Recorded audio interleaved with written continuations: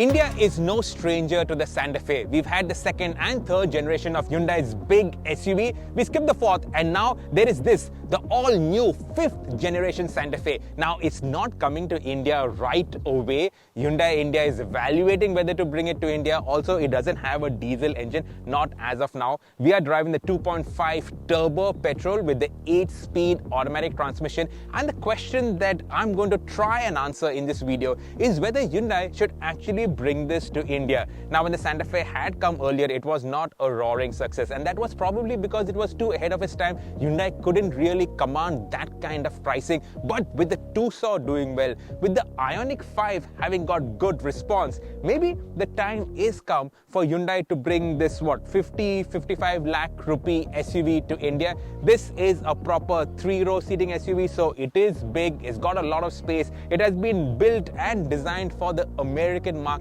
Will it work in India? Let's find out. The styling of the Santa Fe is nothing like what you would normally expect of Hyundai. Everything is straight lines, boxy, rectangular. So up front, you have these new H pattern in the LED dials. This is something that we actually saw with the Exter. That was the first. The Santa Fe also get this along with a light bar up front. But this is no EV. This has got combustion engines. These flaps out here, these actually open. These are active flaps, so when you fire up the engine, these open to let more air in. Otherwise, they stay shut, and that is one of the reasons why this actually has a very good drag coefficient. For something so boxy, it has a CD of 0.29, which is actually very good. So boxy, chunky, rear. Now, I like the front, but the rear, now, this is something that is really going to take some time getting used to. I've been following this for a day now on the roads in South Korea, and this hasn't really grown on me. I don't know, what do you think about the styling, especially the rear of the Santa Fe? Let us know in the comments. It's also got these edge pattern in the lights at the rear. The indicators are out here. It's got a big boot. Let me show you that. So even with the third row up, it has got a decent enough boot, and the third row has got space. Want to come over to the side? This can be optioned with up to 21-inch wheels. These are 20s. They really fill out the wheel arches very well, and the side profile again. Now this is interesting. You can actually use this as a step to get up to the roof, and these are functional roof rails. You can put a tent on top. It's got plenty of load carrying capacity. And if you look at the entire profile of the Santa Fe, it has got a bit of an estate station wagon vibe. This actually has been done to throw back to those old Jeep Grand Wagoneers, the woody wagons. It is an American taste. It is an acquired taste. I don't know, this is going to take some time getting used to. Again, everything straight, chunky, big, chunky wheel arches. This is kind of a polarizing design, but it will definitely get you noticed.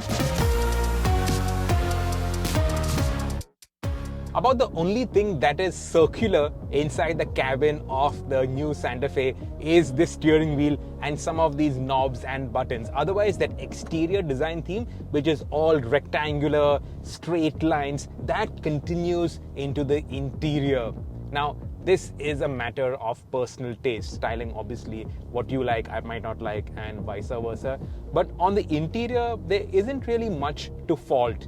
Now, like BMWs, this has one curved screen which incorporates two separate screens, 12.3 inches for the driver as well as for the infotainment. It obviously is fully loaded. So you have your wireless CarPlay, wireless Android Auto, you have a whole range of ADAS facilities out here. So everything is there on this.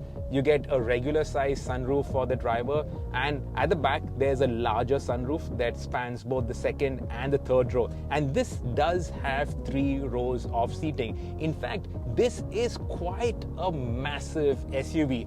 4.8 meters in length. So it is much bigger than the outgoing 4th generation, which actually did not come to India. So even bigger than the 3rd generation that India had. You can actually fit in people at the back in the 3rd row. And in fact, this car is so long, there's so much of interior volume that there is a setting out here on the infotainment. So you press that button and then you can talk to the guys in the 3rd most row without having to scream. So through the speakers, there's sort of like a microphone setting that communicates with the 3rd row, and the 3rd row guys can communicate with the driver. So if you have kids sitting right there at the back, they don't have to scream to talk to you. Everything is done through the speakers. So that is a clever touch. And there are a lot of clever touches in the Santa Fe. For instance, this center console is so wide that they've actually incorporated 2 wireless chargers. So 2 chargers out here. And if you want to really juice up your phone quickly, there is also a USB-C charger. Keeping with the times, not only do you have the air purifier, but you also have a UV cleaner for your phone. So there's this UV cleaning button, and this compartment on top of the glove box, that is the UV compartment, so you can sterilize your phone and other electronic items, your key. In fact, you don't have to carry the key because you can get 2 digital keys. So the digital key is connected to your phone and you don't need to carry around a physical key. Now there's a lot of space. So every passenger gets their own cup holders, their own USB chargers. Under this tray, which incorporates the wireless chargers, you also have more space under that for putting, I don't know, maybe your handbag. A lot of other things can actually fit over there. The gear lever is moved to the steering stalk, so that liberates all this space. This center armrest, you can flip it like this, or how do you get there? Or like this. So there is a lot of space. The seats actually have ottomans to rest your calves. You get this boss mode for the passenger seat, so the guy sitting at the back can actually adjust the seat. There is a massager, but on this car there's only the massager for the front seat, and the massagers actually work very well. Obviously the seats are heated, they're cooled, so lots of features in the Santa Fe. Quality of materials, this roof liner is actually very nice. It feels proper premium, very high quality. The resolution of the screens obviously are excellent. The displays, you can obviously alter it. There are different themes for the tacho, for the speedo. The paddle shifters, it feels nice. Obviously plasticky, but it does feel nice. It doesn't feel cheap. Overall, the quality of the materials, that feels good. And they've retained proper physical knobs for the volume, for the main menus, for the climate control, which I really appreciate. You can operate all of this without having to take your eyes off the road. Now, in terms of design inspiration, there's obviously a lot of Land Rover Defender and Ford Bronco to the exterior, all the straight, chunky lines. And on the inside, this steering wheel, it definitely reminds you of what Land Rover is doing. Except for the corners, which have got physical controls, Land Rover has got those touchscreen controls. But otherwise, the design of this, even this band in the center, it is so Land Rover. Another Land Rover touch, this rear view mirror, which actually incorporates a camera. So when you flip up that knob, which is sort of like a day-night knob, you get the camera. So you can load it up completely. You can block your rear view, but you can still get a view of what's going on at the back. ADAS features, you have lane keep assist, which is helping me on these narrow roads outside of Seoul. And those speed breakers, this rides so well. This is on the 20-inch wheels, large wheels. You can go all the way to 21 inches. I don't think India, if this ever comes, will get 21s. 20s are good enough. These roads aren't like the regular highways in Seoul. They're slightly broken, not absolutely baby bottom smooth. And the ride comfort is very good. Over the speed breakers, this goes over it really nicely. Very comfortable, very good suspension compliance, very good noise isolation. There's barely any wind noise rushing into the cabin. even though in terms of the design, this does not look aerodynamic at all, but it is pretty aerodynamic. So not only is the CD figure 0.29 very low, but you don't get much noise from the outside. No road noise, no wind noise. This is very calm. But of course, when you step on it, this does move. Now, what I'm driving is the 2.5 turbo petrol engine, made it to the 8-speed automatic transmission. You also get a regular 8-speed torque converter with the 2.5 NA engine, and you have two hybrids. You also get a plug-in hybrid. Now this 2.5 turbo petrol, it makes 277 bhp, 420 Newton meters of torque, which is good enough to get the Santa Fe to a top speed of 210 kilometers per hour and 0 to 100 in 8 seconds flat. You can option all-wheel drive. The version that I'm driving right now, this is only front-wheel drive. And when you step on it, so I'm going to stick it into sport mode. Sport mode out here, step on it. And there is a fair bit of torque steer. The ESP cuts in. This is a quickish SUV, which you don't have to slow down for speed breakers. It also feels wide. It is wide. 3 people can sit comfortably in the middle row. There is space for normal human beings in the 3rd row. So 7 people can actually fit comfortably.